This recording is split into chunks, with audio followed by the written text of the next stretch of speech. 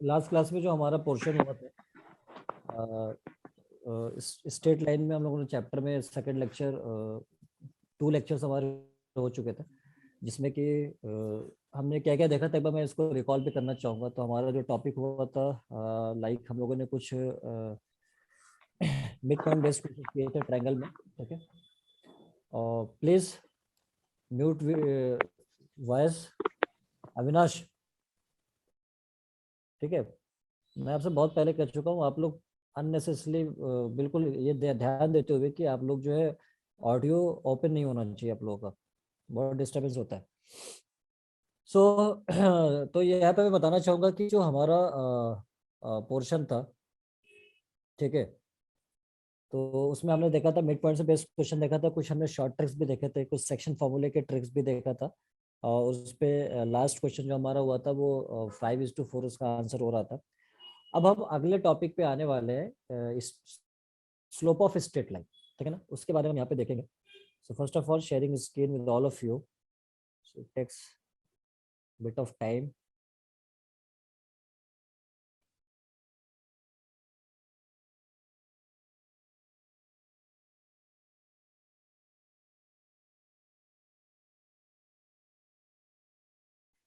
ठीक है, तो हमारा स्लोप ऑफ स्ट्रेट लाइन क्या होता है उसके बारे में हम यहाँ पे थोड़ा डिस्कस करने वाले हैं।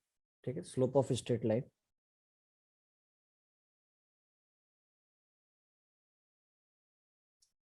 Slope of straight line. Sir screen नजर नहीं आ रही। नजर नहीं आ रही? आ रही है सभी को? एक minute, yes sir. Yes sir. अभी आ रही है सभी को? Yes sir. Yes sir. Yes sir. Okay, mute कर लो सभी आप। Slope of straight line, slope of straight line. Please mute audio unnecessarily. हाँ, स्ट्रेट लाइन, ठीक है। अब मैं इसकी बात करूंगा कि सो हमारा स्लोप जो होगा वो लाइन का क्या होता है, स्ट्रेट लाइन का स्लोप का मतलब क्या होता है। तो मैं यहाँ पे बात करूंगा, if a line is inclined at an angle theta, if a line is inclined, if a line is inclined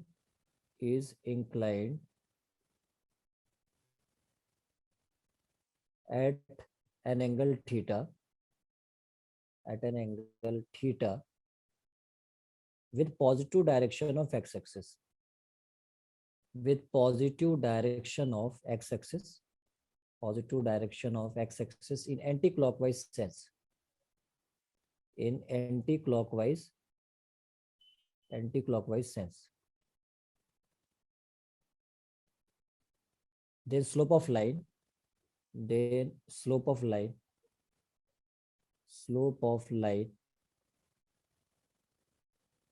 is m is equals to tan theta, m is equals to tan theta, where theta lie between 0 to pi.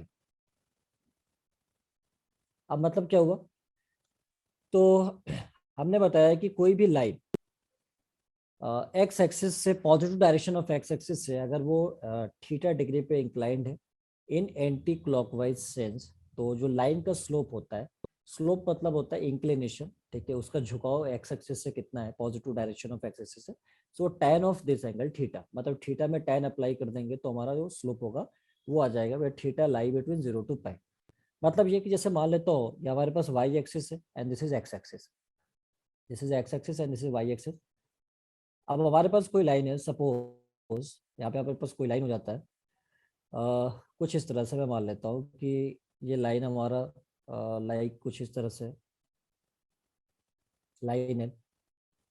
अब line जहाँ पे cut करती है, जैसे line यहाँ पे x axis पे cut कर रही है, तो जहाँ कट करेगी उसका राइट साइड जो होता है वो पॉजिटिव होता है, इसको हम नेगेटिव बोलते हैं, जहाँ पे कट कर रही है। तो अब यहाँ पे कट किया तो इसका राइट साइड पॉजिटिव, तो positive direction of X axis से एंटी क्लॉकवाइज से, एंटी क्लॉकवाइज का मतलब घड़ी के चलने के अपोजिट डायरेक्शन में, ये डायरेक्शन हमारा क्लॉकवाइज होता है, इसका उल्टा एंटी क्लॉकवाइज। तो ये जो एंगल होगा मान लीजिए थीटा है, तो slope of line is m is equal to tan theta. तो यहाँ से जब tan अप्लाई कर देंगे इस थीटा पे तो हमारा लाइन का स्लोप हो जाएगा, जिसको हम यूजुअली m से रिप्रेजेंट करते हैं लाइन के स्लोप को। अब मान लीजिए आपके पास सपोज वाई एक्सिस ये हो गया हमारे पास, this is Y axis and this is X axis. अब लाइन हमारा कुछ ऐसे भी हो सकता है, लाइक लाइन सपोज है कि लाइन हमारी ऐसे पास हो जाए, ऐसे पास हो जाए। तो यहाँ पे जब कट कर रही है उसका राइट डायरेक्शन पॉजिटिव और ये हमारा निगेटिव, तो इस पॉजिटिव एक्स डायरेक्शन से ये जो इंक्लिनेशन हमारा बनेगा एंटी क्लॉकवाइज सेंस में, दिस एंगल थीटा, ठीक है। तो tan of this angle theta is the slope of line, ठीक है। तो ये बात समझ में आ गया अभी सभी को? Yes sir. sir. Okay Yes, sir. Okay good. अब इसके कुछ पॉइंट्स है जो हमको ध्यान में रखने हैं, तो मैं यहाँ पे उन स्टेटमेंट्स को यहाँ पे लिखना चाहूंगा। तो नोट में हमारा पॉइंट फर्स्ट हमारा सबसे पहले क्या, कि अगर मैं कहता हूँ if slope of X axis और any line parallel to x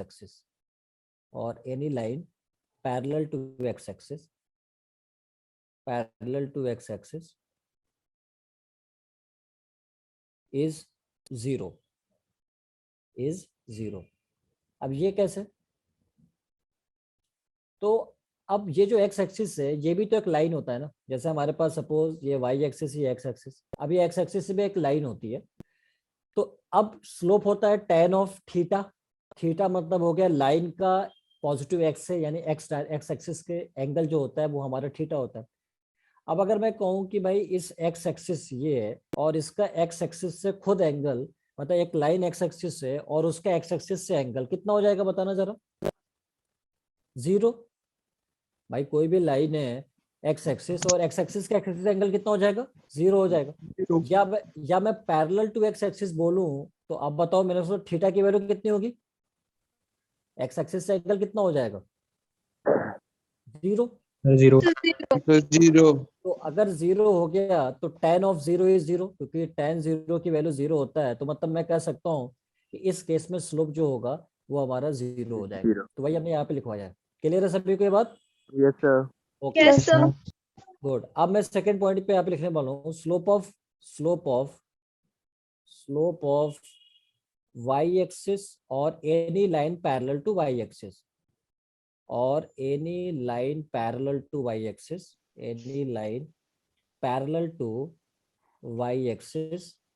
अब मेरे को बताओ कि वाई एक्सिस के लिए अगर स्लोप निकालना हो या कोई भी line parallel to Y axis हो, तो आप मेरे को बताओ तब थीटा की वैल्यू कितना होगा?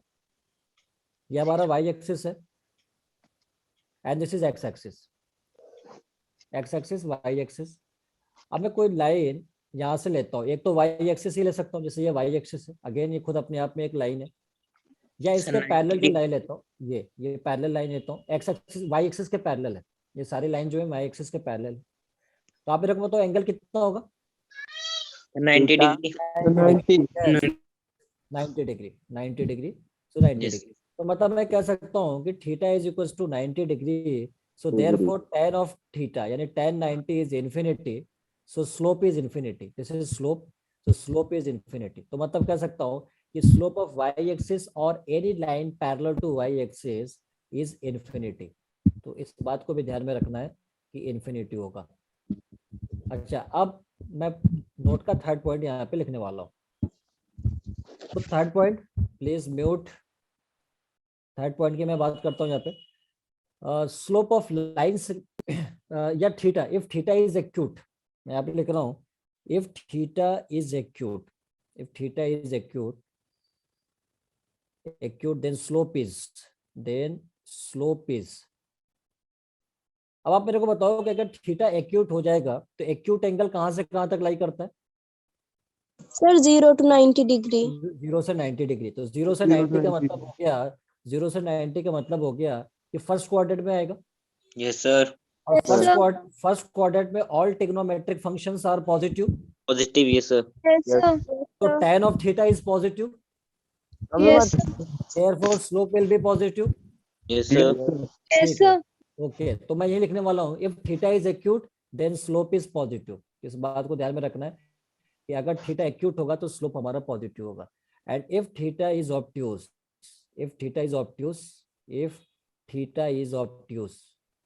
अगर हमारा थीटा ऑब्ट्यूस एंगल होता है तो मैं यहाँ से ले सकता हूँ, ऑब्ट्यूज का मतलब हो गया कि एंगल जो होगा वो 90 से 180 के बीच में आएगा। Yes sir. ठीक है, तो मैं यहाँ पे कह सकता हूँ कि जो ऑब्ट्यूज एंगल होगा वो ऑब्ट्यूज एंगल लाई करता है 90 से लेकर 180 के बीच में। Please mute. और एक्यूट एंगल होता है 0 से 90 के बीच में, मतलब मैं यहाँ पे थीटा 0 से 90 के बीच में ले रहा हूँ।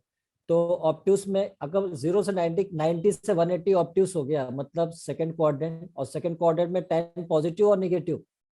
Sir negative. Sir negative. Negative. Very good. So therefore मैं कह सकता हूँ कि slope is equal to m equal to tan theta, so tan theta is negative, therefore slope is negative. If theta is obtuse then slope is negative, then slope is negative.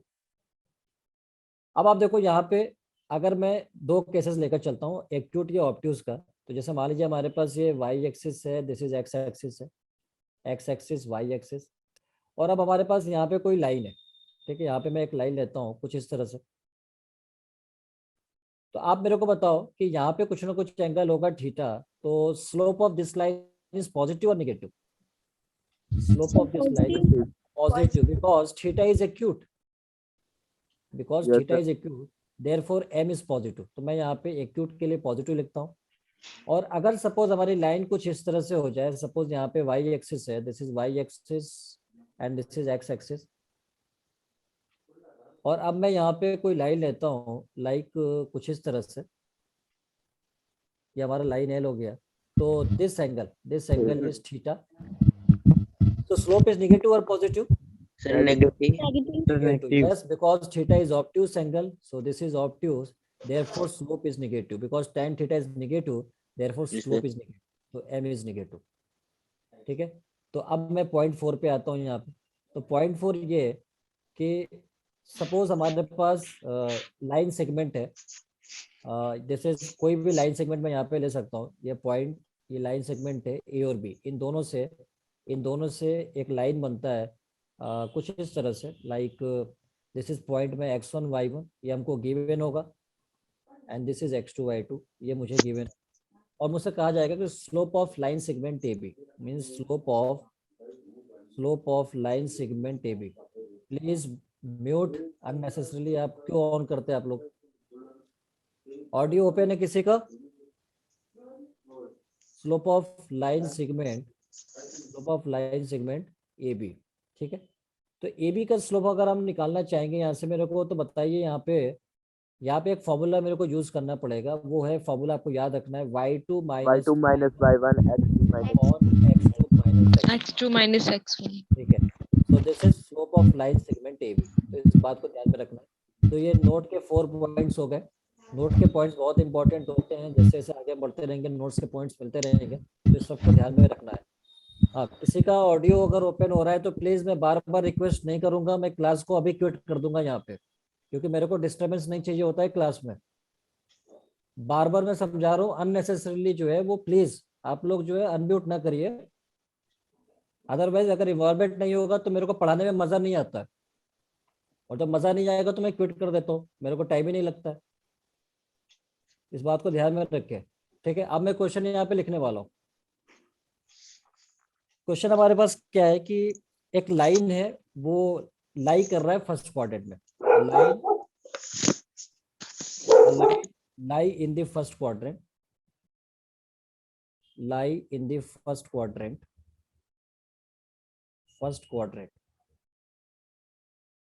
एक line है जो first quadrant में lie कर रही है, makes equal intercept,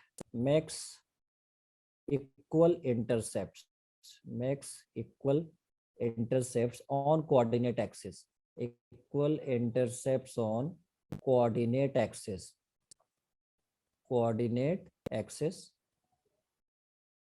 So आपसे पूछा गया कि what is its slope,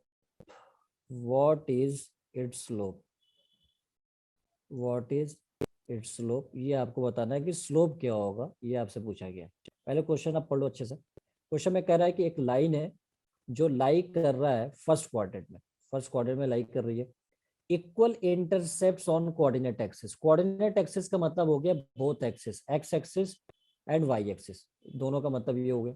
आप सपोज करो कि यहाँ पे अगर मैं इसको पिक्चर क्लियर करूँ क्वेश्चन में, तो ये हमारा y एक्सिस है और ये हमारा x एक्सिस है। This is x axis and this is y axis. अब यहाँ पे एक लाइन आपको बोला गया है जो फर्स्ट क्वाड्रेंट में पास हो रही है। तो फर्स्ट क्वाड्रेंट का मतलब हो गया लाइन कुछ इस तरह से पास हो रही है, ये हमारा फर्स्ट क्वाड्रेंट हो गया। फर्स्ट क्वाड्रेंट हम इसे कहते हैं। तो फर्स्ट क्वाड्रेंट में लाइन कुछ ऐसे पास हो रही है, ठीक है। और कह रहा है equal intercept on coordinate axis. Coordinate axis का मतलब जैसे यहाँ पे this is point A and this is point B. तो कोऑर्डिनेट एक्सिस का मतलब एक्स और वाई एक्सिस। तो वाई एक्सिस और एक्स एक्सिस पे ये इंटरसेप्ट, मतलब इंटरसेप्ट का मतलब होता है, अगर एक्स इंटरसेप्ट की बात करूँ तो ओरिजिन से इस पॉइंट तक का जो इंटरसेप्ट लेंथ होता इसे हम एक्स इंटरसेप्ट कहते हैं लाइन का। और अगर यहाँ से यहाँ तक की बात करूँ तो वाई इंटरसेप्ट है। तो ये दोनों कह रहा है इक्वल इंटरसेप्ट बना रहे हैं। तो बताओ कि इस लाइन का स्लोप कितना होगा, ये आपसे पूछा है। तो स्लोप का मतलब हो गया आपको ये एंगल चाहिए होता है, क्योंकि लाइन जहाँ कट करती है उसका right direction is positive. So positive x direction से दिस इंक्लिनेशन थीटा। तो ये आपको थीटा पहले फाइंड करना पड़ेगा कि इस थीटा की वैल्यू कितनी होगी, जिससे कि आप tan of this theta is the slope of line. क्योंकि मेरे को थीटा चाहिए कि ये थीटा एंगल कितना होगा, और फिर जो tan अप्लाई करूंगा तो स्लोप मेरे को मिल जाएगी। तो मेरे को बताओ आपकी ये थीटा की वैल्यू कितनी आएगी।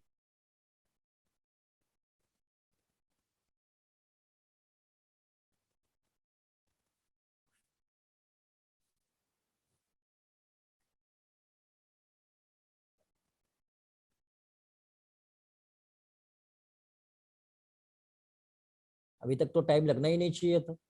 सर थीटा की वैल्यू 120 डिग्री हो सकती है। 120 डिग्री तो आप मेरे से पूछ रहे हो और मैं आपसे पूछ रहा हूँ, आप कंफर्म करना चाह रही कि 120 डिग्री हो सकती है। और कोई?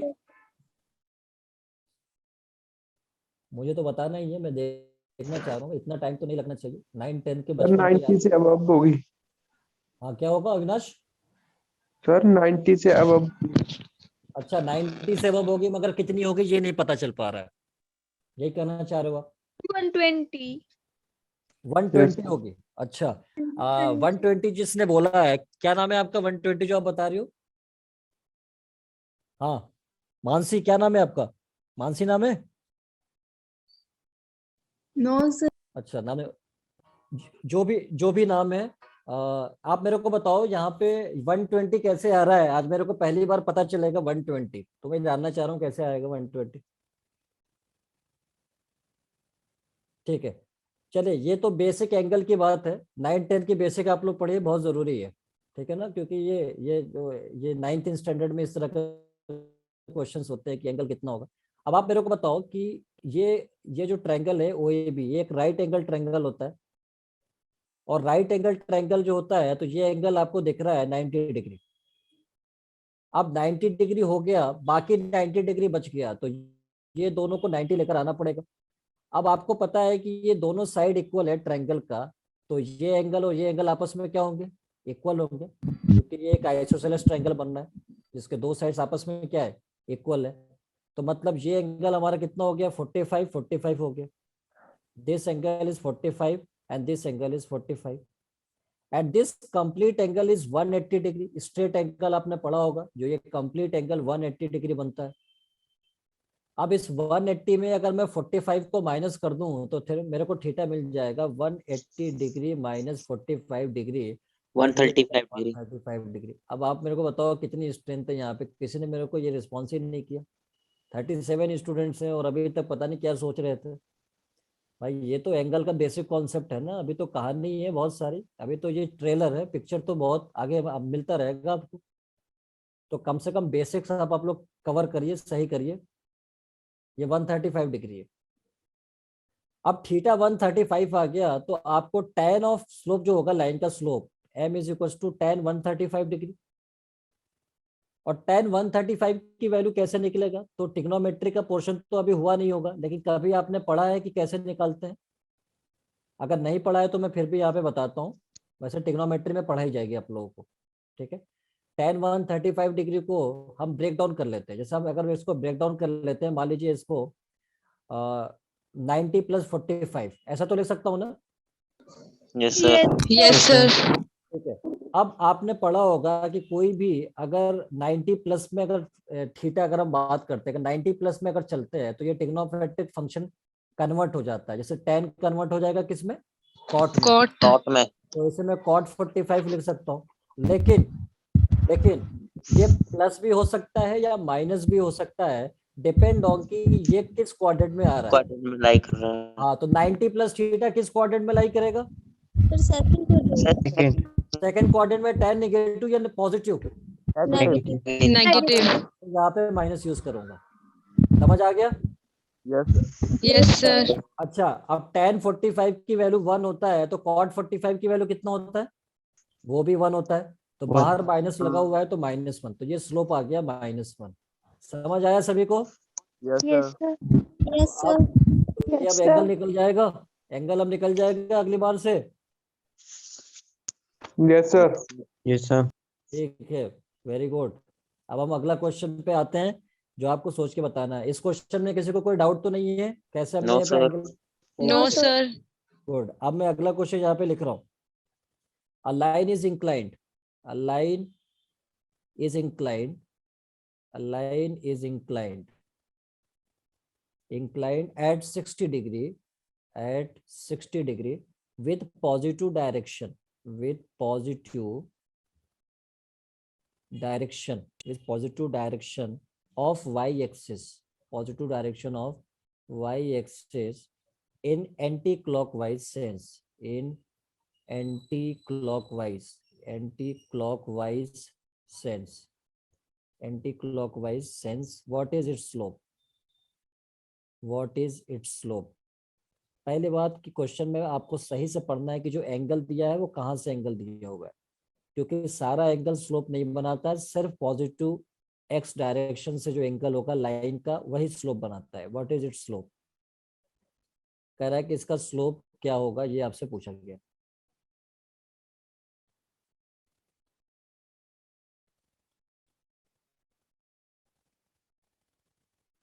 then what is its slope?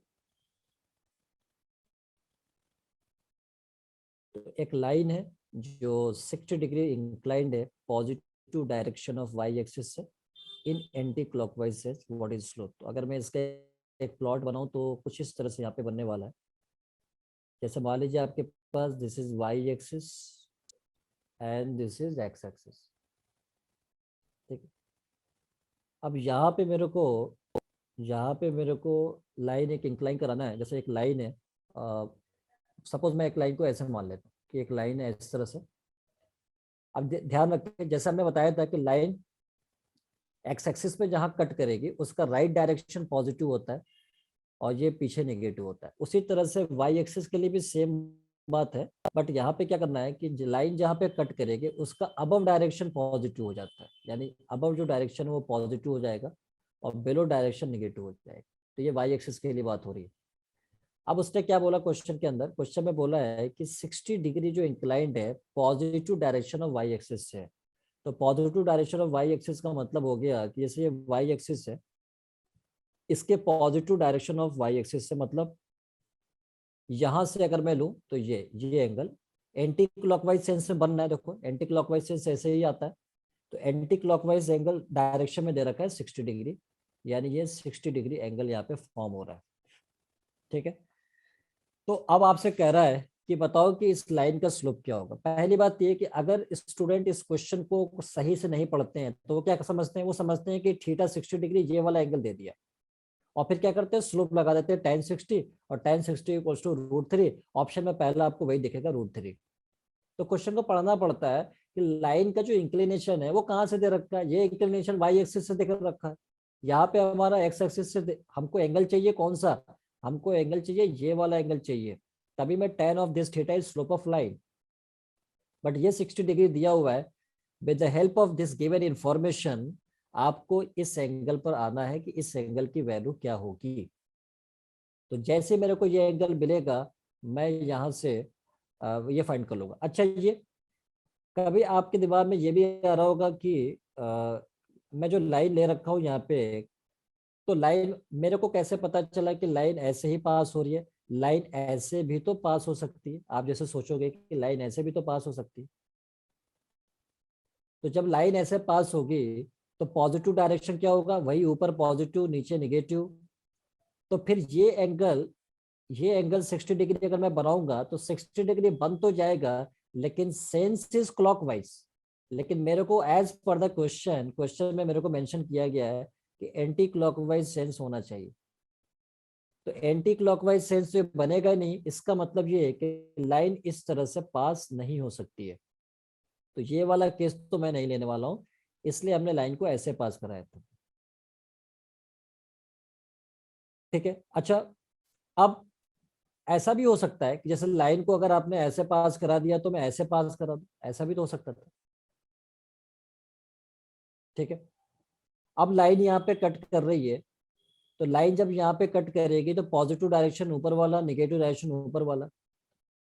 तो फिर पॉजिटिव एक्स डायरेक्शन से जो इंक्लिनेशन है एंटी क्लॉकवाइज में ये एंगल बन सकता है, क्योंकि आप देखो ये सेंस एंटी क्लॉकवाइज यहाँ पे बन रहा है।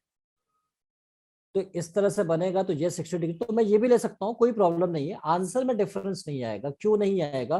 क्योंकि ये लाइन और ये लाइन आपस में पैरेलल आएंगी, और पैरेलल लाइन का स्लोप हमेशा इक्वल होता है। और ये हम आगे भी बताएंगे, आपको पहले भी पढ़ा होगा कभी कि पैरेलल लाइन का स्लोप इक्वल होता है। तो अगर आप ये प्लॉट कर रहे हो या ये कर रहे हो तो कोई इश्यू नहीं है, आप इनमें से कोई भी एक ले सकते हो। तो बेटर कि हमने ये प्लॉट ले लिया, जो हमारे को समझने में थोड़ा आसानी भी हो जाएगी, इसलिए हमने ये वाला प्लॉट लिया है। तो अब आप मेरे को पहले तो ये बताओ कि यहाँ पे जो स्लोप आने वाला है थीटा, ये theta angle positive x direction से जो लाइन का प्लॉट हमने किया हुआ है, ठीक है 1 मिनट, लाइन का जो प्लॉट हमने यहाँ पे किया हुआ है, ये हमारा वाई एक्सिस था, दिस इज वाई एक्सिस। हाँ, मेरे को आंसर कुछ मिल रहा है यहाँ पे।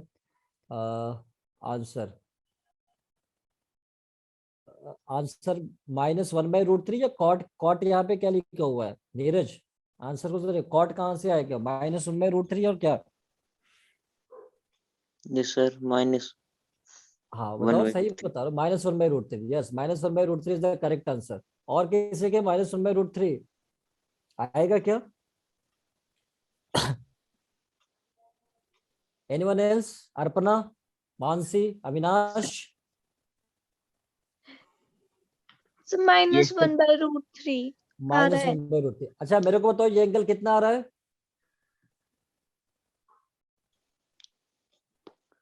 सर कौन सा? ये वाला So एंगल तो मेरे को 150. हाँ 150 150। 90 + 60। Okay very good. अब आप देखो यहाँ पे मैं क्या करने वाला हूँ, जिसको समझ में नहीं आई कितना एंगल है मैं बता रहा हूँ यहाँ पे।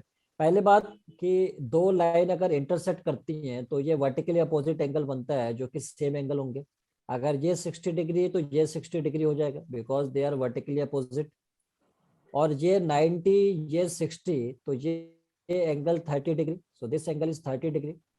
This complete angle is 180 degree, और 30 डिग्री माइनस करूंगा सो मेरे को जो थीटा मिलेगा this is 180 minus 30 degree. So 180 minus 30 degree means 150 degree. So ये इंक्लिनेशन मेरे को मिल गया 150 degree, and tan of 150 degree is slope of line.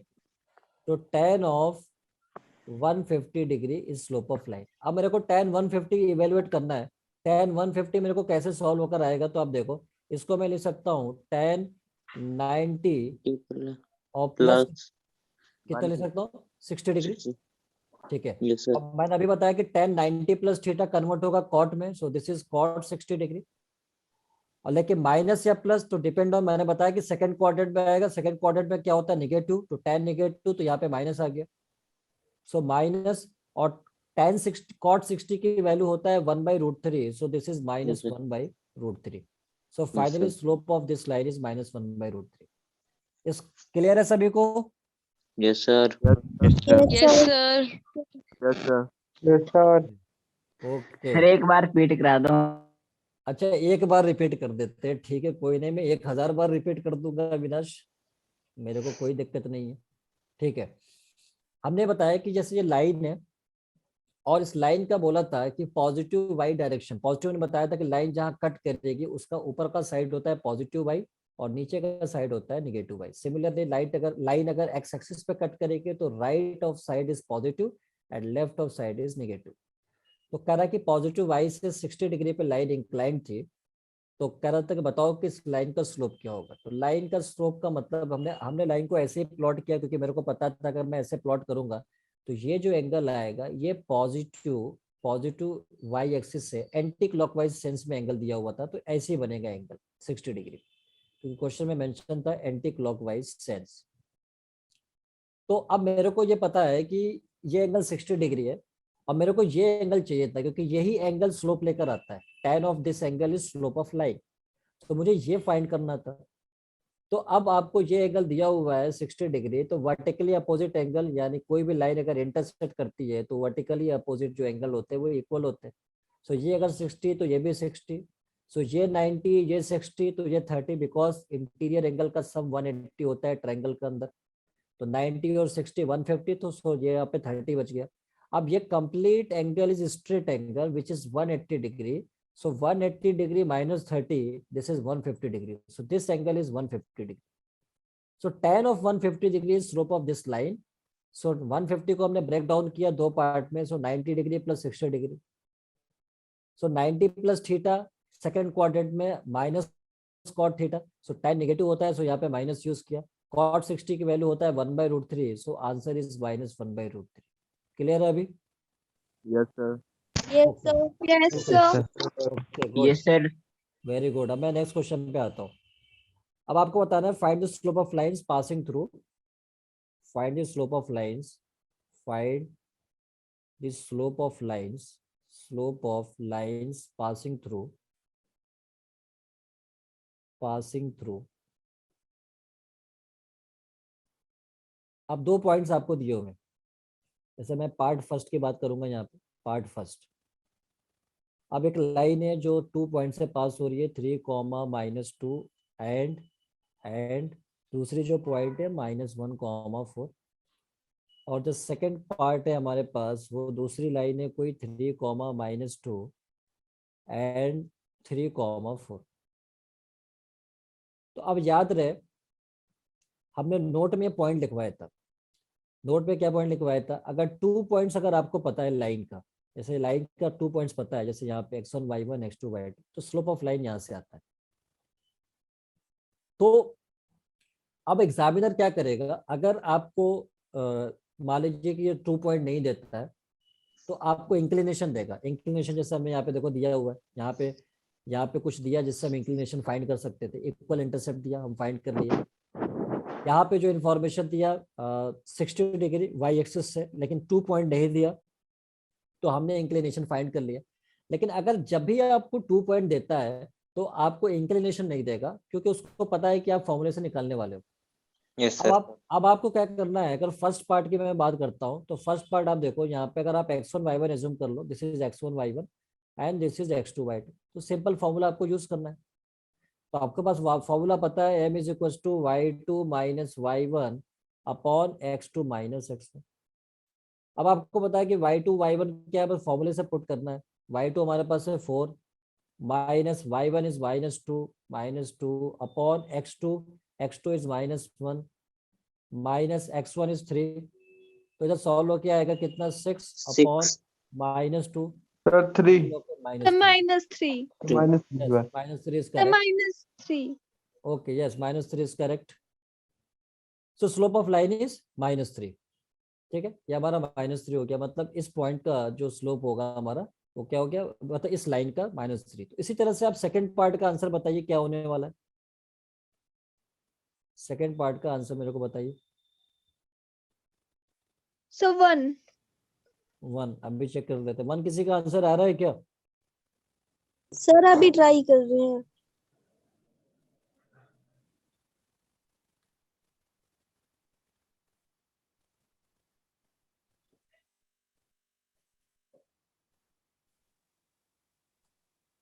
Sir 6 आ रहा है।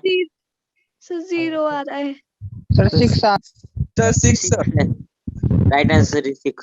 Sir, 6. अच्छा 6 आ रहा है, ठीक है, मैं देखता हूँ कि 6 आ रहा है क्या आ रहा है, एक बार देख लेता हूँ। आपके पास 2 पॉइंट है x1 y1, this is x1 y1 and this is x2 y2। अब आपको स्लोप निकालना है सेकंड पॉइंट पे, तो y2 - y1, तो y2 यहाँ पे मेरे को दिख रहा है 4, y2 यहाँ पे 4 है, और minus y1 is -2 upon x2 हमारे पास 3 है और x1 भी 3 है, 6/0, 6/0 0 होता है क्या ये? सर 6 आएगा। मानसी अनडिफाइंड होता है। Sir, अरे 6/0 undefined. 6 कहाँ पे होता है? इतना खतरनाक सरप्राइज हो गया आप मेरे को। मतलब आप डराना चाहो तो डरा सकते हो किसी और चीजों से, लेकिन इतना खतरनाक डराओ कि आप टीचर को बताओ 6/0 इज 6। अब हम तो ठीक है कंट्रोल कर रहे हैं, लेकिन कमजोर दिल का टीचर होता पता नहीं क्या होता, अभी तक को ऑफलाइन हो चुका होता। ठीक है, तो कहने का मतलब ये है कि किसी भी फाइनाइट नंबर को अगर 0 से डिवाइड करते हैं तो इन्फिनिटी आता है, means undefined. Yes, sir. Undefined, ठीक है, तो इस बात को ध्यान में रखना है। ठीक है, तो ये हमारा इन्फिनिटी हो गया, सेकंड पार्ट में इन्फिनिटी। तो कहने का मतलब ये है कि अगर आपके पास किसी लाइन पे 2 पॉइंट आपको देगा, 2 पॉइंट अगर आपको दे देगा और वहां से आपको स्लोप निकालना है, so it's very easy, use formula y2 - y1 upon x2 X2 - minus X1. ठीक है। तो अब मैं अगला क्वेश्चन पे आ रहा हूँ, जो आप मेरे को आंसर बताना। यहाँ पे किसी को कोई दिक्कत तो नहीं है? No sir. No, sir. No sir. Good. अब मैं नेक्स्ट क्वेश्चन पे आ रहा हूँ। क्वेश्चन हमारे पास, find the angle, find the angle, find the angle made by the line, made by the line, find the angle made by the line passing through 2 points, passing through 2 points, 2 points 2,0 and 4,2,0 and 4,2√3, 2√3 with positive direction of x-axis, with positive direction of x-axis। ये आपसे पूछ रहा है, तो question एक बार पढ़ना है सही से। तो find the angle made by the line, कह रहा है कि एक लाइन का जो एंगल बनना है वो positive direction of X axis से बताना है। वो लाइन इन 2 पॉइंट से पास हो रही है, 2,0 एंड 4,2√3।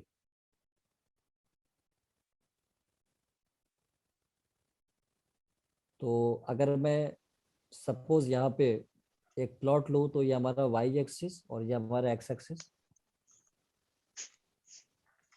तो एक लाइन है, मतलब यहाँ पे एक लाइन को मैं प्लॉट कर सकता हूँ और पॉइंट आपको दिया हुआ है, तो 2,0 कहीं यहाँ पे आएगा और 4,2√3 कहीं यहाँ पे आ गया। मान लेता हूँ 4,2√3। यस, मेरे को आंसर भी आ रहा है √3। अबे मेरे को एंगल चाहिए, एंगल। नीरज, यस, अंश 60 degree is the correct answer. Yes, sir. Angle. हाँ, एंगल इज 60 डिग्री। ठीक है, तो अब देखो ये जो 2 पॉइंट है, मतलब 2 पॉइंट से अगर ये लाइन ज्वाइन करने पे एक लाइन बनेगा इससे, तो आपसे कह रहा है कि अब ये लाइन इधर राइट डायरेक्शन में पॉजिटिव, इधर नेगेटिव, सो दिस इंक्लिनेशन इस थीटा, अगर मैं थीटा मान लूं तो ये आपसे थीटा पूछ रहा है। ठीक है, यस कामिनी, 60 इज करेक्ट, सही है। तो अब ये थीटा है। अब मेरे को पता है कि जो स्लोप होता है वो m = tan थीटा है, हम सबको पता होता है। और ये फॉर्मूला होता है y2 - y1 upon x2 - x1। अब y2 यानी पॉइंट का y coordinate, y2 second y coordinate, ये हमारा x2 y2 का काम करेगा और ये हमारा x1 y1 का काम करेगा। तो y2 हमारे यहाँ पे मेरे को हो जाएगा 2√3, दिस इज 2√3 माइनस y1, और y1 इधर हो गया हमारा 0, सो this is 0 upon x2 - x1, और x2 मेरे को यहाँ पे दिख रहा है 4 और x1 इज 2, तो मैं यहाँ पे लिखूंगा 4 - 2, 4 - 2, सो सिंपली 2√3 अपॉन 2, और ये 2 से 2 कैंसिल हो गया, सो दिस इज √3। √3. बस tan theta is √3, so Tan tan theta is √3, so theta कितना हो जाएगा यहाँ पे? 60 डिग्री। 60 डिग्री। क्लियर है यहाँ तक सभी को? Yes, sir. ओके, बहुत सारों का आंसर 60 डिग्री आ रहा है। ठीक है, चले, तो ये हमारा स्लोप हो गया। कि स्लोप अगर मुझसे पूछा जाए तो क्या क्या कर सकता है, या तो इंक्लिनेशन देगा, या आपसे 2 पॉइंट देगा उससे स्लोप पूछ लेगा, या आपको स्लोप आपको फाइंड, या थीटा पूछ लेगा। अगर आपको स्लोप निकाल सकते हो तो वहां से थीटा, जैसे कि इस क्वेश्चन में थीटा मेरे को मिल गया था। तो अब मैं बात करूंगा अगले टॉपिक में एंगल बिटवीन टू लाइंस, क्योंकि अब आपको एग्जामिनर जो है वो दो लाइंस का स्लोप देगा और उन दोनों के बीच का एंगल आपसे पूछा जाएगा। तो नेक्स्ट हमारा हेडिंग है यहाँ पे angle between two lines. So this is angle between two lines, angle between two lines, angle between two lines. अब दो लाइन के बीच एंगल हम कैसे फाइंड करेंगे? तो वेरी सिंपल। जैसा मान लीजिए हमारे पास एक लाइन है, जैसे एक लाइन हो गया, दिस इज L1, और दूसरा लाइन है उसे मैं मान लेता हूँ L2। तो ये मैंने मान लिया कि एक लाइन है, दिस इज L2, और इसके बीच में दिस इज L2, और इसके बीच में एक एंगल आपसे पूछ गया, मान लेते हैं ये एंगल मैं मान लेता हूँ थीटा। तो ये एंगल अभी मेरे को एक्यूट दिख रहा है, क्योंकि दो एंगल बन सकते हैं। जैसे मान लीजिए अगर ये है तो ये भी एंगल तो आ सकता था, जो दूसरा एंगल आपको यहाँ पे दिख रहा है, यानी कुछ ये वाला एंगल, तो ये ऑब्ट्यूस हो जाएगा, जिसको मैं 180 माइनस थीटा Yes, लिखा। sir. तो अगर मेरे को थीटा पता चल जाए तो दूसरा एंगल भी आराम से मेरे को मिल जाएगा। तो थीटा कैसे आएगा? तो इस लाइन का स्लोप आपको दिया जाएगा, मान लीजिए इसका स्लोप मैं मान लेता हूँ M1, ये आपको गिवन होगा, और जो दूसरी लाइन है उसका स्लोप आपका M2, ये आपको गिवन होगा। तो आपको स्लोप निकालना है तो फॉर्मूला होगा tan theta, tan of theta is equals to, मतलब इन दोनों के बीच का जो एंगल है tan theta is equals to M2 minus M1 upon 1 plus M1 M2, और ये होगा मॉड। मॉड हम क्यों लगाते हैं? हमने बताया था मॉड का काम होता है नेगेटिव को पॉजिटिव करना। अब since Yes, sir. This theta is acute, so tan theta should be positive. तो tan थीटा पॉजिटिव होने के लिए हो सकता है कि डिफरेंस नेगेटिव आ जाए यहाँ पे, तो tan थीटा नेगेटिव तो नहीं होना चाहिए था। तो उसे नेगेटिव को पॉजिटिव बनाने के लिए अपन क्या करते हैं, मॉड यूज कर लेते हैं, क्योंकि मॉड क्या करेगा, वो पॉजिटिव कर देगा। तो जो भी आएगा ये हमारा जो लाइन के बीच का एंगल आ जाता है, यानी यहाँ से मेरे को जो tan थीटा है, इस वाले फॉर्मूले से मेरे को M1 M2 आपको गिवन होगा, और यहाँ पे आपको फॉर्मूला जब अप्लाई करोगे तो यहाँ पे आपको स्लोप मिल जाएगी, सॉरी एंगल मिल जाएगा दोनों लाइन का। ठीक है, अभी क्लियर है सभी को? Yes, sir. Yes, sir. अब Yes, मैं sir. यहाँ पे कुछ स्पेशल केस भी यहाँ पे ले रहा हूँ, तो यहाँ पे हेडिंग हो जाएगा नोट, और नोट में हमारा point first, if lines are parallel, if lines are parallel, अगर लाइंस पैरेलल हो जाए तो उस केस में क्या होगा? तो मतलब ये कि मैं कह सकता हूँ कि भाई L1 और L2, यानी यहाँ पे मैं कह सकता हूँ that is L1 parallel to L2। तो आप मेरे को बताओ, अगर L1 parallel to L2, so theta is equals to,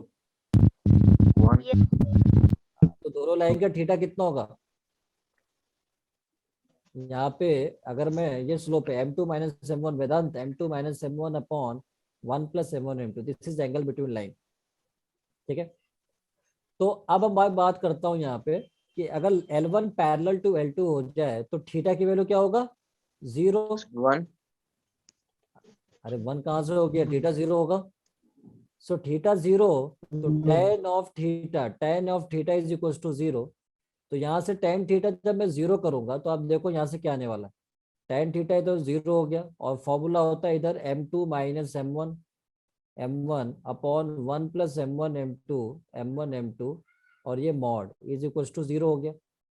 तो मैं यहाँ से कह सकता हूँ कि M2 minus M1 upon 1 plus M1 M2 is equal to 0। So यहाँ पे मैं क्रॉस मल्टीप्लाई करूंगा तो M2 minus M1 is equal to क्या हो जाएगा? 0। सो यहाँ से मेरे को M1 इज इक्वल टू क्या मिलेगा? M2 मिल जाएगा। क्लियर है यहाँ तक? Yes, sir. इसका मतलब क्या अच्छा। पता चला? इसका मतलब ये पता चला कि इस बात को हमको याद रखना है कि अगर दो लाइंस पैरेलल में हुई तो उनका स्लोप इक्वल होगा।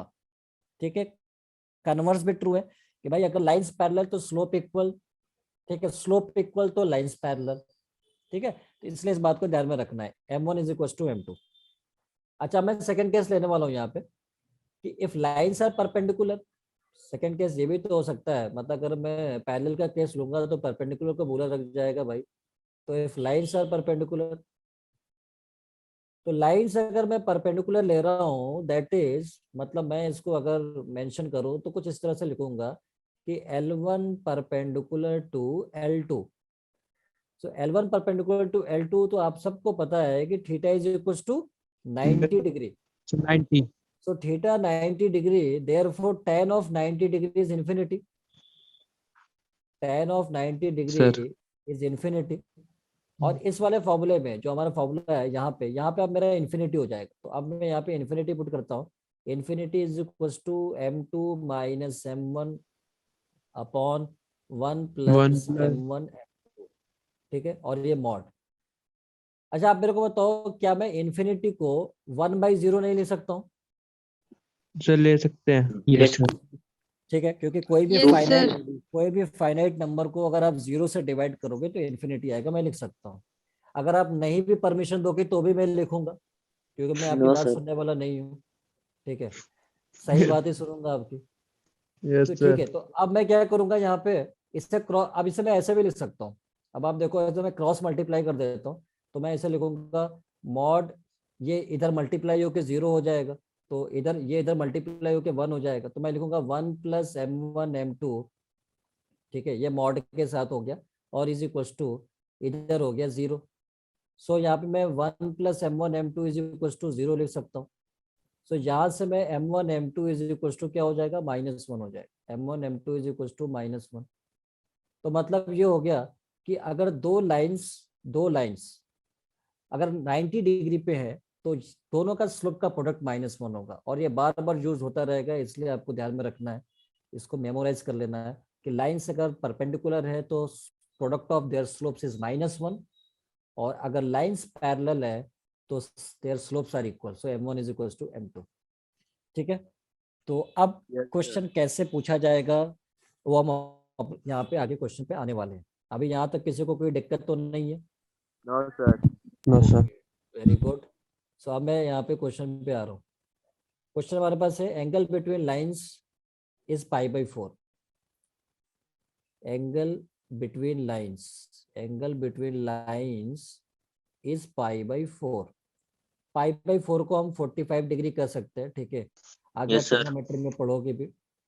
Slope of one line slope of one line slope of one line slope of one line is 1/2.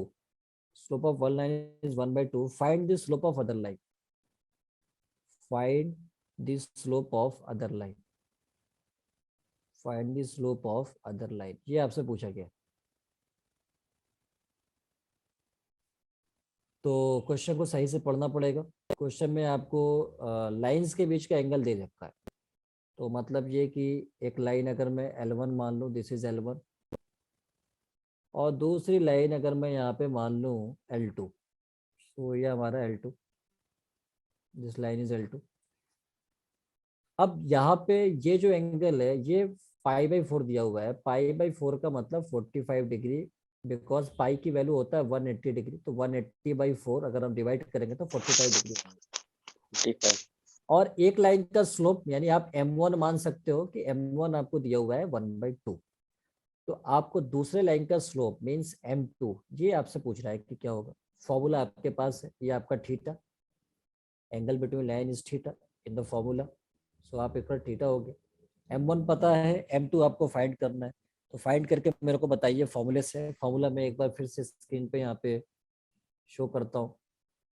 Formula आपके पास ये tan theta is equal to M2 minus M1 upon 1 plus M1 M2 mod.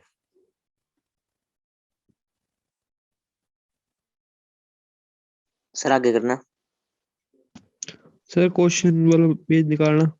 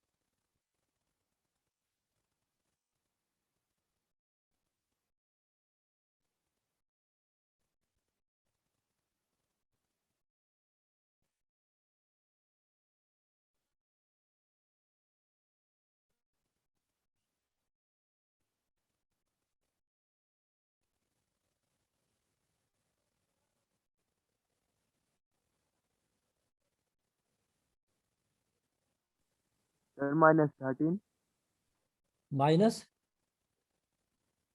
13 -13 नहीं, -13 is not the correct answer.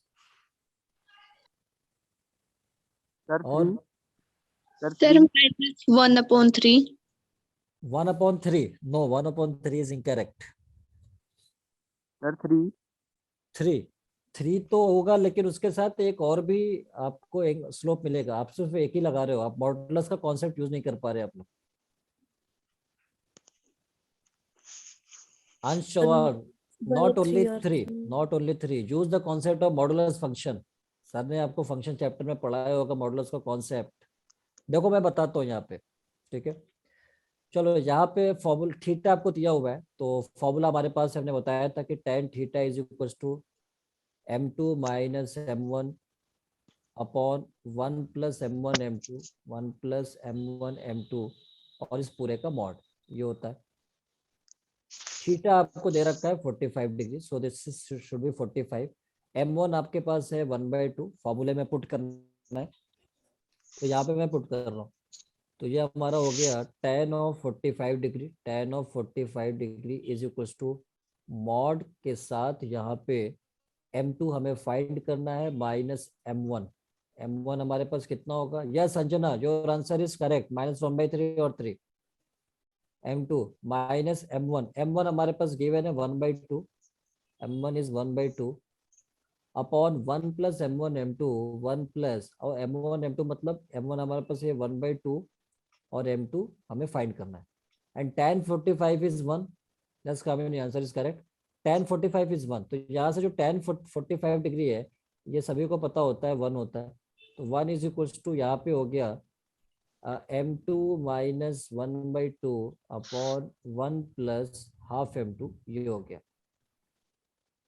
अच्छा, अब modulus जो है यहाँ पे मॉडुलस, अब मेरे को, अब आपने क्या किया होगा, बहुत सारों ने इसको 1 से इक्वेट कर दिया होगा सिर्फ, ये मॉडुलस को ड्रॉप नहीं किया है। मॉडुलस को ड्रॉप भी करना होता है, ठीक है ना, not √3। √3 is not the correct answer. Modulus कैसे ड्रॉप होता है? सपोज अगर mod of X equal to अगर ए है, ए कुछ भी हो सकता है यहाँ पे, तो जो एक्स होता है वो प्लस माइनस ए होता है। तो इसलिए इस बात को ध्यान रखना है, दोनों साइन आएगा मॉडुलस को ड्रॉप करने के बाद, और ड्रॉप करना ही पड़ेगा हर हाल में आपको। तो मैं इसको ड्रॉप करता हूँ, ये हमारा एक्स का काम कर रहा है, समझ लो ये एक्स है, ये हमारा ए है, तो mod of X equal to A, तो एक्स प्लस माइनस है। तो मैं यहाँ से लिख सकता हूँ कि m2 minus 1/2 upon 1 plus half m2 is equal two plus -1।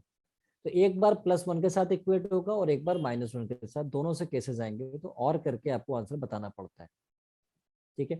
तो अब यहाँ से m2 minus 1/2 upon 1 plus half m2, इसे आपने 1 से इक्वेट कर दिया, और दूसरी तरफ आपने m2 minus 1/2 upon 1 plus half m2, इसको आपने -1 से इक्वेट किया।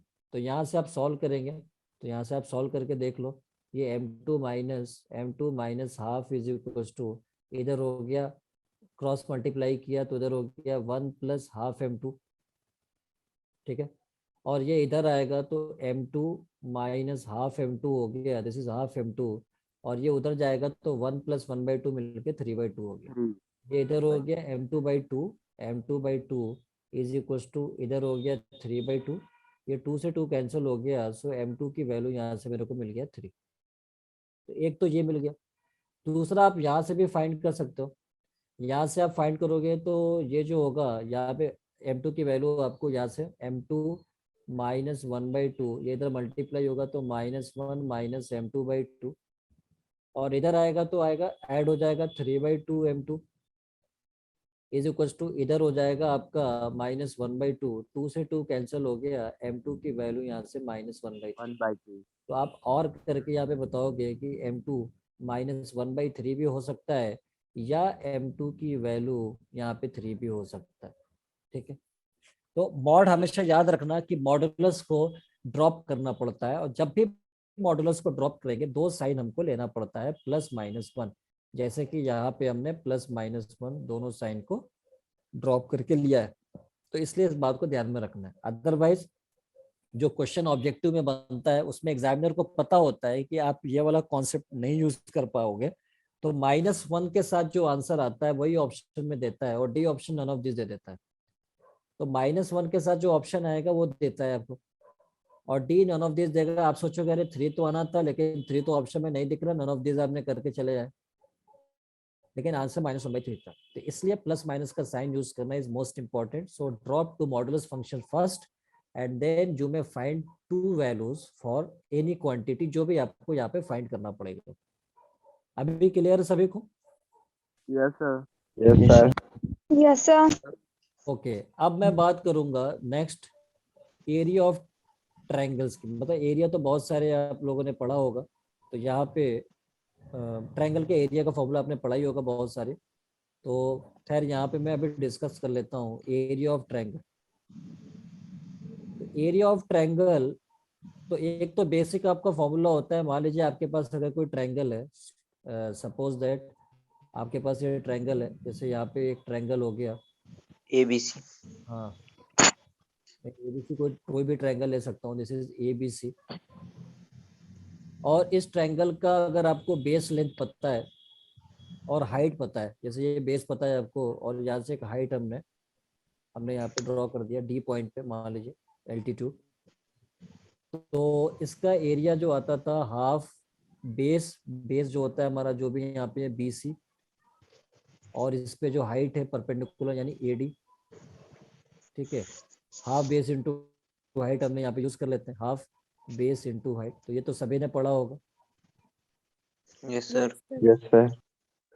तो एक तो ये, लेकिन दूसरी चीज ये है कि अगर आपको वर्टिसेस के कोऑर्डिनेट्स गिवन हो, जैसे यहाँ पे मान लीजिए हमारे पास ये एक ट्रायंगल है, ये ट्रायंगल के वर्टिसेस आपको गिवन है, जैसे ABC में मान लेता हूँ ABC, और इसके कोऑर्डिनेट्स आपको गिवन है, this is x1 y1 and this is x2 y2 and this is x3 y3। तो एरिया ऑफ ट्रायंगल क्या होता है ये आपने पढ़ा होगा 10th क्लास में, बचपन के वो दिन याद करिए आप, आपने पढ़ा होगा एरिया ऑफ ट्रायंगल का फॉर्मूला क्या होता था, कोई बताएगा मेरे को?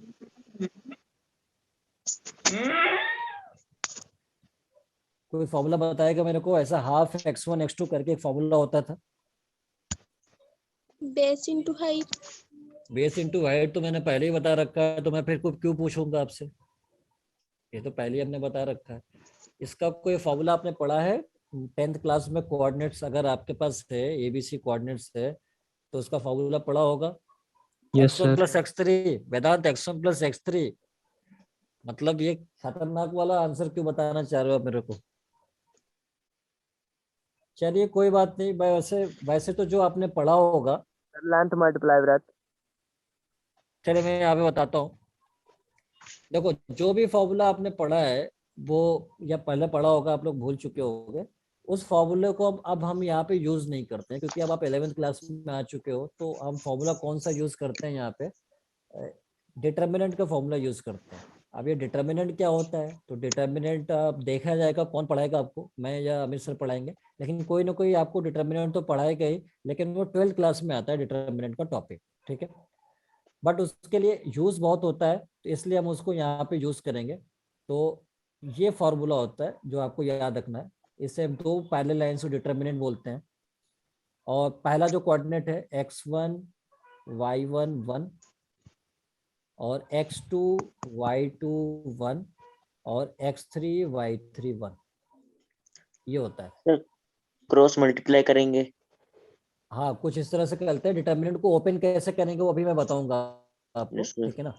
ये फॉर्मूला होता है। अब ये डिटर्मिनेंट इसको कहते हैं, जो 12th क्लास का चैप्टर में आएगा, वो अभी 12th में आएगा, लेकिन फिर भी इसका यूज बहुत होता है। जैसा कि आपने वेक्टर में भी पढ़ा होगा, अभी वेक्टर पता नहीं शुरू हुआ है नहीं हुआ फिजिक्स में?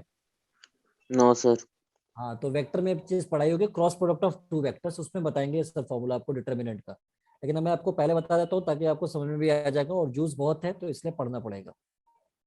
होता क्या है कि अब जो डिटर्मिनेंट है यहाँ पे, इसे डिटर्मिनेंट कहते हैं, और ये जो लाइंस होती है हॉरिजॉन्टल लाइंस कहलाती है। ये x1 y1 1 एक हॉरिजॉन्टल, दूसरा x2 y2 1 दूसरा हॉरिजॉन्टल, तीसरा, इसे हम रोज कहते हैं। तो first row R1, second row R2, और थर्ड रो R3। और इसे हम कहते हैं कॉलम, जिसको हम C1 फर्स्ट कॉलम, ये कॉलम होता है vertical lines, and this is second column, and this is C3 third column. अब हम इसको ओपन कैसे करते हैं, डिटर्मिनेंट को ओपन भी करना पड़ता है सॉल्व करने के लिए, तो इसको प्लस के साथ दिखाते हैं, इसको माइनस के साथ, इसको प्लस के साथ। अब ये कैसे ओपन होगा, तो ये हाफ तो आपको रखना ही है यहाँ पे, हाफ, और फिर आपको सबसे पहले ये एलिमेंट को लिखना है x1, ये फर्स्ट रो के अकॉर्डिंग, फर्स्ट रो के अलॉन्ग हम इसको ओपन कर रहे हैं, तो आपको ये x1 लिखना है, x1 आपने यहाँ पे लिखा, और फिर एक सेकंड ऑर्डर का डिटर्मिनेंट बनेगा। ये 3 ऑर्डर का है, क्यों, क्योंकि इसमें 3 रोज है और 3 कॉलम है, इसलिए 3 ऑर्डर का डिटर्मिनेंट बोलेंगे।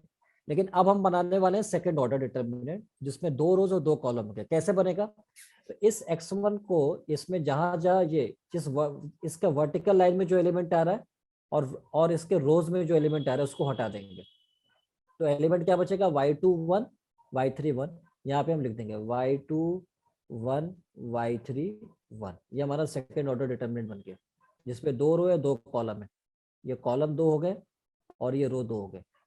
अब ये प्लस साइन के तरफ था, इसलिए मैं प्लस यहाँ पे लिख नहीं रहा हूँ, प्लस अंडरस्टूड है। अब माइनस के साथ आएगा, तो मैं यहाँ पे लिखूंगा माइनस y1, अब मैं यहाँ पे लिखूंगा क्या, y1। यस वेदांत, यही आंसर, ये जो फॉर्मूला है ना, ये जो फॉर्मूला लिखा है x1 y2 minus y3 y3 minus y1, ठीक है, यानी ये वाला फॉर्मूला, ये जो लिखा हुआ है यही फॉर्मूला मैं पूछ रहा था, हाफ ये तो होता है, और ये x1 y2 माइनस y3 और प्लस ये x2 y3 minus y1, and अच्छा यही बोल रहे थे आप, अच्छा तो शॉर्टकट में निपटा दिया था ना x1 प्लस x2, तो मुझे लगा कुछ और बोल रहे हो। ओके फिर तो बढ़िया है, y1 माइनस y2। ये फॉर्मूला सभी ने पढ़ा होगा, एरिया ऑफ ट्रायंगल का, देखा है नहीं देखा है, यस सर। यही फॉर्मूला तो पूछ रहा था मैं, और यही फॉर्मूला, ये जो फॉर्मूला है वो एक्चुअल में यहीं से आता है। तो चूंकि आपको 10th क्लास में आप बच्चे थे तो आपको नहीं बताया गया कि नहीं बहुत टेंशन नहीं देना है, तो फिर क्या है, फिर अब सोचा गया कि भाई सरकार सोच रही है, नहीं बस इतना ही बता दो कि ये कैसे, बस ये एक्सपेंडेड फॉर्म दे दिया गया आपको कि अब आप इसको याद रखना। लेकिन अगर ये याद रखने में कई बार कंफ्यूजन भी हो जाता है, लेकिन अगर मेरे को ये याद है तो मैं इजीली बता सकता, मतलब सॉल्व कर सकता। अभी थोड़ा स्टार्टिंग में आपको लगेगा कि बड़ा कॉम्प्लिकेटेड लग रहा है, इसको इवेलुएट करना, डिटर्मिनेंट को यही याद कर लेता हूँ, बट धीरे धीरे आपको हैबिट में आएगा तो ये चीज बहुत आसान लगने लगेगी। ठीक है, अभी आपका हैबिट में नहीं है तो आपको लगेगा थोड़ा, फिर धीरे धीरे जब हम आगे यूज में आएगा तो बहुत आसान लगेगा। बाय द वे आपके पास ये भी फॉर्मूला है, और ये कहाँ से आता है, यहीं से आता है। तो ये y1 हो गया। अब मैं इसको कंटिन्यू कर रहा हूँ, तो ये y1 जो होगा, अब y1 के आगे एक डिटर्मिनेंट बनाएंगे सेकंड ऑर्डर का।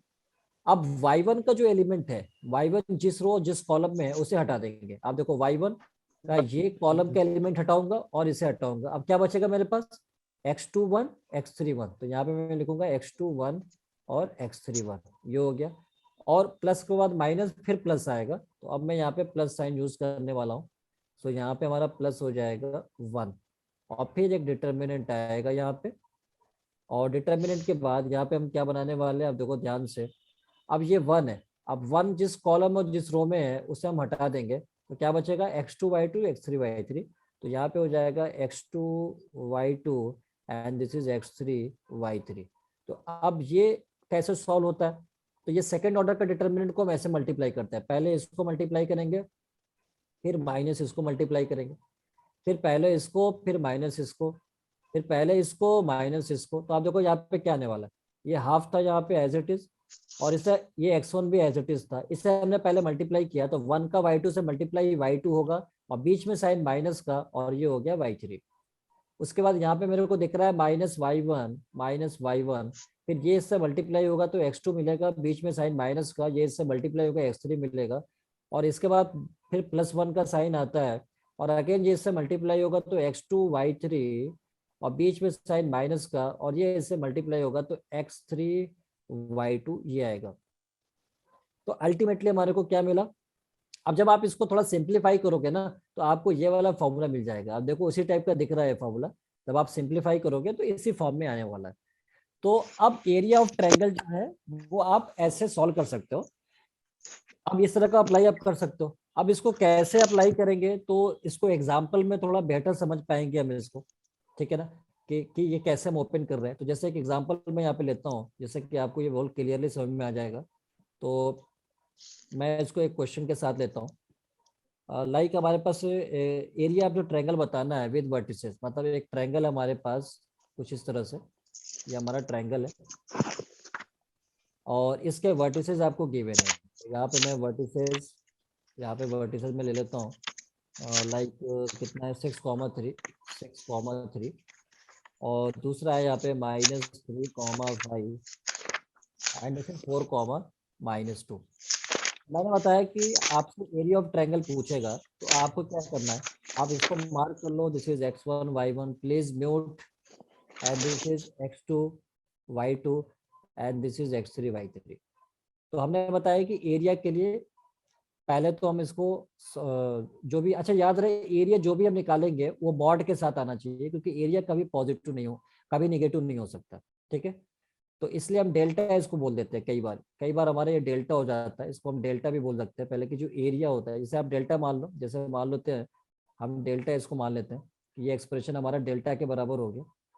डेल्टा को डिटर्मिनेंट से, मतलब डिटर्मिनेंट को डेल्टा से रिप्रेजेंट करते हैं और एरिया जो होता है वो मॉड ऑफ डेल्टा हो जाता है। मतलब मॉड ऑफ डेल्टा मतलब डेल्टा जो भी हो सकता है, अगर नेगेटिव होगा तो पॉजिटिव, पॉजिटिव तो पॉजिटिव ऑलरेडी, तो एरिया हमारा मॉड डेल्टा हो जाता है।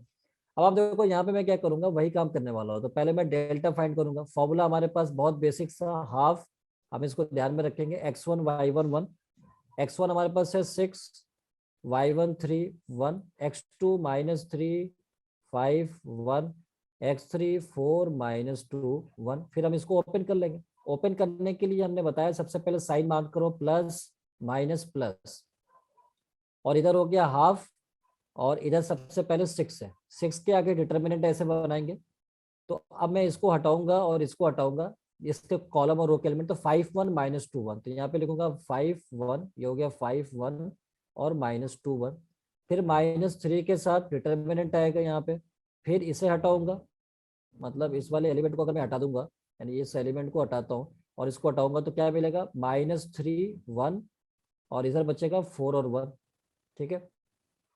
और प्लस अगर मैं अगले वाले की बात करता हूँ, यहाँ पे 1 यूनिट है, +1 के साथ डिटर्मिनेंट आएगा यहाँ पे, और फिर मैं इसको हटाऊंगा, तो इससे हटाऊंगा और इसे हटाऊंगा, तो यहाँ पे मेरे को ये 1 और 1 है, तो इससे हटाऊंगा तो कितना मिलेगा मेरे को, इधर मिलेगा -3 5 4 -2, तो -3 5 और 4 -2।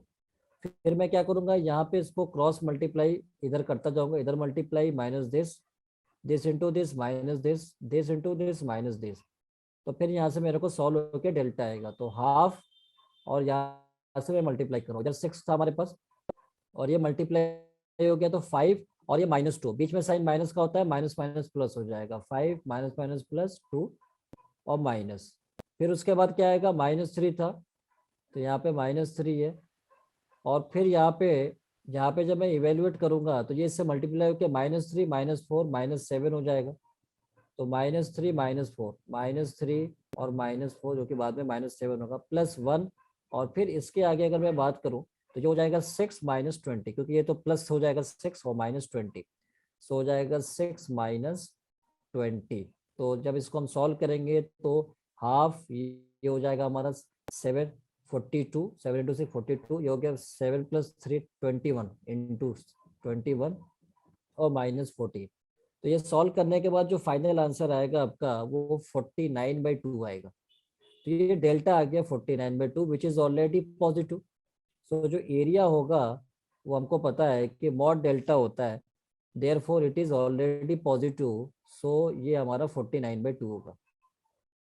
बट क्या होगा कि अगर मेरे को कॉम्पिटिटिव एग्जाम में करना है तो मेरे को एक शॉर्ट ट्रिक होगा, जो मैं शॉर्ट ट्रिक अप्लाई करूंगा और वो नेक्स्ट क्लास में बताऊंगा, अभी मेरे पास टाइम नहीं है because time is almost done. So अब मैं नेक्स्ट क्लास में इसका शॉर्ट ट्रिक मेथड बताऊंगा कि आपको इतना काम नहीं करना पड़ेगा ऑब्जेक्टिव क्वेश्चन में, आप बहुत आराम से एरिया निकाल सकते हो, डिटरमिनेंट की जरूरत 3 ऑर्डर का नहीं पड़ेगा, मैं कंप्लीट सेकंड ऑर्डर का डिटरमिनेंट से ही आपको क्वेश्चन खत्म कर दूंगा एरिया का। लेकिन वो कब खत्म होगा, अभी तो क्लास ही खत्म हो गई है हमारी, वो कल ही हम कर पाएंगे या सब उसके बाद जब भी क्लास हमारी लगेगी तो नेक्स्ट क्लास में हम आपको इसका बताएंगे। अभी तक यहाँ तक किसी को कोई टॉपिक में कोई कंफ्यूजन, कोई दिक्कत हो सकता है, सर मेरा डाउट था सर इस क्वेश्चन में डाउट है क्या सर, इस क्वेश्चन में थोड़ा डाउट है सर। इस क्वेश्चन में डाउट है, क्या डाउट है बताइए। सर स्टार्टिंग अच्छा स्टार्टिंग से। मैं नेक्स्ट क्लास में अविनाश अविनाश बोल रहे हो ना आप? Yes sir. ठीक है, नेक्स्ट क्लास में मैं क्वेश्चन रिपीट करूंगा, ठीक है ना? अभी मेरे को जाना है, टाइम हो चुका है, ठीक है? तो अब मैं नेक्स्ट क्लास में मैं फिर से ये अप्लाई करके बता दूंगा कि कैसे हम इसको इंडिटरमिनेंट को ओपन करते हैं, और फिर उसके बाद हम आगे इसका ट्रिक भी देखेंगे कि एक शॉर्ट मेथड से हम एरिया किसी भी ट्रायंगल का कैसे निकालते हैं। बाकी इससे पहले किसी को कोई दिक्कत तो नहीं है? No sir. Okay, so thank you so much for today, और will Thank you, continue in sir. The next lecture. Thank you, sir. Good evening, Welcome. sir. Good evening to all. Good night sir. Good night, बहुत जल्दी, ठीक है, Good good night, night. sir. Okay, Bye, thank sir. You.